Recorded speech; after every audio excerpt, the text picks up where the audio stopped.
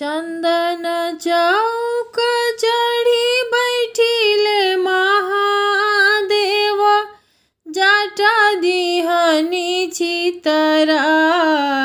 हे माई, जाटा दिहनी छितराई।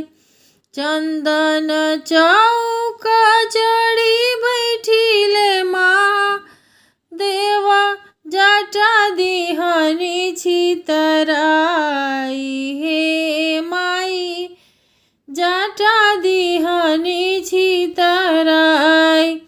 जटवा के आगे पीछे बैठेली गौरा देई, नव रंग बेनिया डोलाई हे माई, नव रंग बेनिया डोलाई।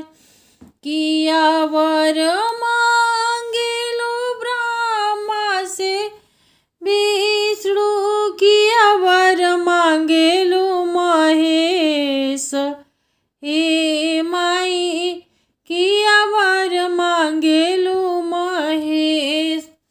नाही वर मांगिले ब्रह्मा से विष्णु, नाही वर मांगिले महेश हे माई, नाही वर मांगिले महेश। साजी बरात चलिले शिवदानी, भूत बैताल लिए साथ हे माई, भूत बैताल लिए साथ। जाई बरात हिमाचलपुर उतरे, राजा दक्ष के दुआर हे माई, राजा दक्ष के दुआर।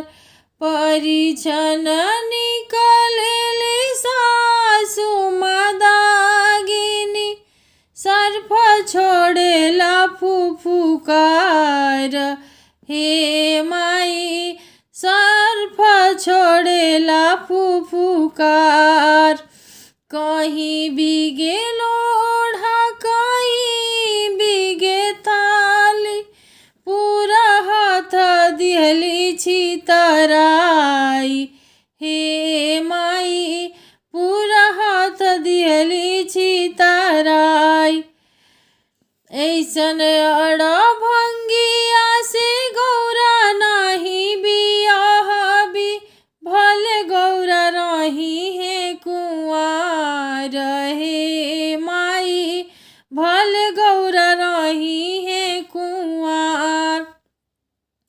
मछिया के भेसे गौरा कानमा में बोलेली, सुनी शिवय राजा हमार हे माई, सुनी शिवय राजा हमार। तनिया साई शिवजी रूप बदलिती, आमा करीती विश्वास हे माई, आमा करीती विश्वास। गंगा नहाइनी शिवजी भभूति उतारिले, आठों अंगे चंदन चढ़ाई हे माई, आठों अंगे चंदन चढ़ाई। पालकी चढ़ल शिव मुसुकत आइले, मुहवा में कचरत पान हे माई, मुहवा में कचरत पान। कहाँ बड़ी सासु कहाँ बड़ी सारा हजी, अब रूप देखो हमार हे माई, अब रूप देखो हमार।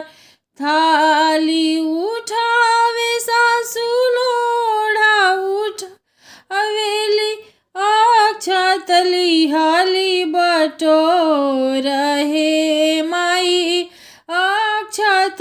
दिहाली बटोर। ऐसन सुंदर बरसे गौरा हम बिया भी अब हैं धर्म बिया। हे